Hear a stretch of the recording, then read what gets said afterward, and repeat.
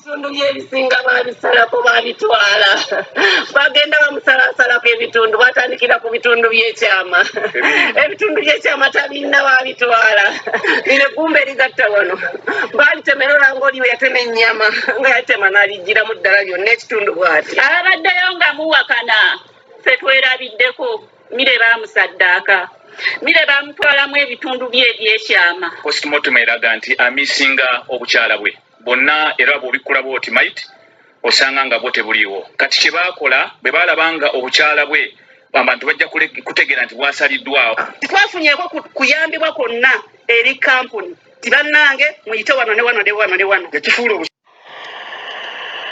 bannange owakisidenti avaamu n'abaana bassebo ne bannyabo awali akisidenti bannange ejjamu ensigo z'omuntu wali akisidenti bannange esalamu ebitundu by'omukyalo ebyekyama bannange birekulyawo ali awo badokita beetegereza batwabadde ne badokitazi ab'enjawulo bonna beetegereza ng'era bakkiriziganya ku kigambo kimu baakwata ekindowooza ebintu eby'amaanyi okufuna obujulizi bwogga nti Namazzi yafuna accident ne bagenda nga bamukoona ne bamukuba ne bamumenyaamenya embiriizi zino naye bonna badokita bakkiriza nti ezo baakikola mulambo okusinziira ku neetegereza yaabwe ng'abasawo beetegereza. Kadama TV gega amaloboozi agamu agawulikise nga omulambo gwa Namazzi gukomezebwawo n'amaziga agabaddewo wabula tugenda kutunuulira ekintu kino okusinziira ku biki ebyaliwo nga babise Namazzi. Mujjukira audio Namazzi gye yaweereza n'agamba nti nno obulamu bwe bwali mu buzibu wabula ekyewuunyisa bw'oba otunuulira ebintu bino omubaka akiikirira Namazzi gy'abadde abeera oba gye yali abeera mu Uganda Dr. Abed Bwanika ayina ekintu kye yayogera ng'amawulire gano gaakafulumizibwa n'ayogera ku bintu ebikwatagana kuggyamu body organs ebitundu by'omubiri eby'abantu nga stories ezibadde zijja nga zigamba nti waliwo Abawarabu abagula bakadaama ne babajjamu ebitundu by'ekyama.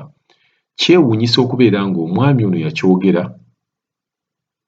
naye ate omulambo bwe gukomyewo era bagamba ebitundu by'ekyama baali baabijjamu.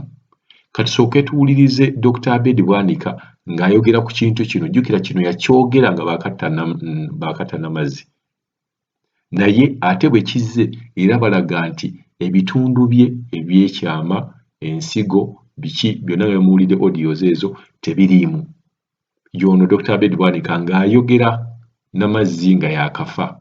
Bantu okakasa nti abantu baffe tebasuulibwa mu mikono gya mpisi, mu mikono gy'abatemu, kubanga ensi yonna abazungu abo bali mu kunoonya organizi z'abantu ate mu Afirika kati ffe batulabanga bisolo. Kakati twagala okukakasa nti ekyo tukitangira nga tuyita mu kunoonyereza.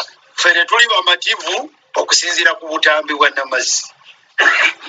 Naye ekirungi bwe bakebera omuntu ne bamukebera munda otegeera kye yafa.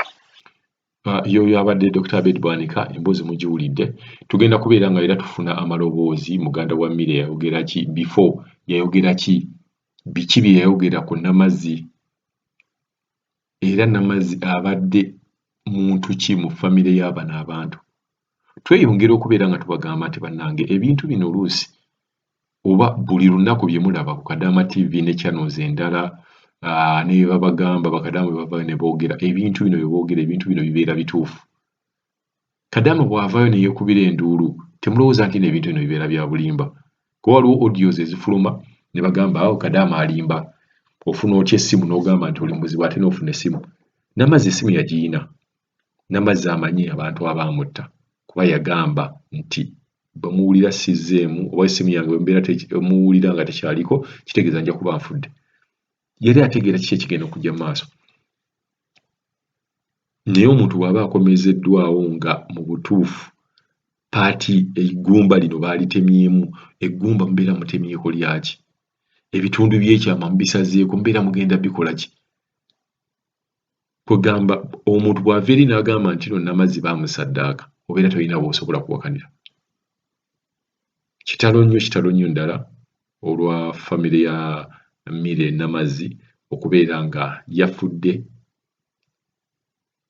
tuyinza okugamba baamuse badokita bonna nga bemuwulidde bagambye nti no badokita bo bagamba omuntu ono tafanga accident nga bwe kyali kirowoozebwa okusooka oba eyabakubira essimu n'abagamba nti yafa accident teyafa accident omuntu afudde accident ebitundu by'ekyama bibeera birazeewa ensigo ze zibeera zirazeewa omukyala yagambye noga nti ne Nabaana ye yabadde teriimu okusinziira ku audios ezo ezifulumye kitalo nnyo ddala Nire yasindikira audio nga ngamba oli nfunye obuzibu naye banoonya kunzita n'abanzita baabano mbalaba bantuuseeko n'empulira n'embwa nga ziboggola era mweziri mu audio Nire nangamba oli bagenda kunzita naye oli sigenda kudda Uganda oli nfiiridde maanyi oli bw'owulira essimu yange yabuddeko ng'omanya oli banzise mpira essimu yateddangako okukoolu kyokka ekyammala amaanyi enkeera ku Sande era stiru ne baŋŋamba nti nno sisita we yafudde ne baŋŋamba muno sisita we yafudde akisidenti mukwano gwe yaleka e Saudi baali bakola mu famire emu naye ye yansindikira audio naŋŋamba sisita we yafudde akisidenti kati nengatagata neŋŋamba ku sisita wange beyasembye okunsindikira bayinza batya okugamba nti yafudde akisidenti accident asobola kulikodinga ku kampuni ku makya bagiyita Dream Connect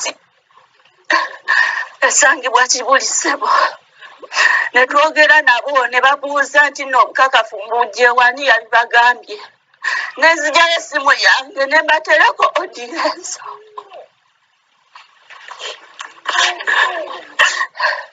ne baterako odiyenso ne batugamba mbu bagenda kunoonyereza tujja kudda oluvannyuma lw'ennaku 3 naye bwe twamala okuvaayo ekawungeezi ne batugamba baakuba na ssimu ne batugamba nti nno omuntu wammwe contract yali yaggwako takyatuvunaanyizibwako wabula munoonye ssente tugenda bakonekitinga ku gavumenti bakomezeewo omulambo gwammwe kikaakati ziziro mmeka tetufunangayo buyambi nina abaana bammire Namazzi abaana balya abaana banywa nange nzennyini nafuuka mulekwawe ne taata ffenna yabadde atulabirira bassebo naawe Museveni ssebo pulezidenti ababaka mwenna abatudde mu palamenti naddala gwabendi bwanika atukiikirira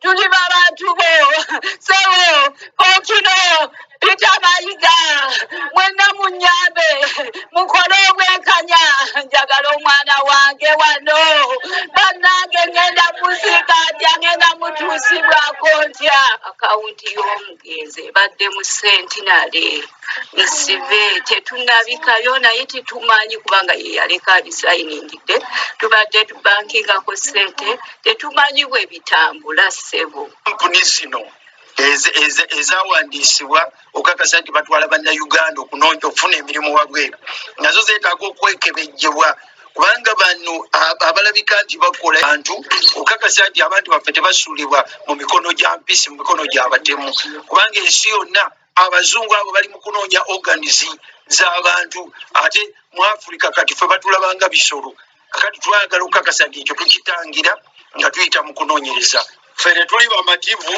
okusinziira ku butambi bwa Namazzi naye ekirungi bwe bakebera omuntu ne bamukebera munda otegeera kye yafa naye era ngenda basaba gavumenti erina abasawo abakkirizibwa okukebera omuntu naye tujja kusaba gavumenti nti mu kumukebera wabeerewo abafamire wali mu kasenge abagenda okukiikirira famire twagala bamuggule ng'amaaso gaffe gakola ki galaba tetwagala mutwala mu kasenge bo bakomewo ne lipooti eyaabwe. Twagala nga bakebera Namazzi postmortem nga bagikola nga waliwo abakiikiridde famire eno bwe mutabeeremu badokita tujja kubanoonya ate naffe eyo area tugimanyi kakati bwe munaaba mulemereddwa nze naagenda nenyimiryawo wali ebibeera mu muntu bimanyi. Okuwulira obutambi bwa Namazzi mulimu emisango giwulira. Namazzi talaga mu butambi obwo nti yeefiiridde. Tewaliyo muntu afa accident nga wasoose gyetegekera noweereza obubaka eri abantu bono baga nti bannange ngenda kufa ate noofa eyo teba accident. Okujjako baali tugenda nti Namazzi yeewadde butwa naye kugaa nti Namazzi yafudde accident nga yasoose kuweereza bubaka naga nti abantu babano bangoba embwa zino zingoba ate ng'oziwulira ku butambi.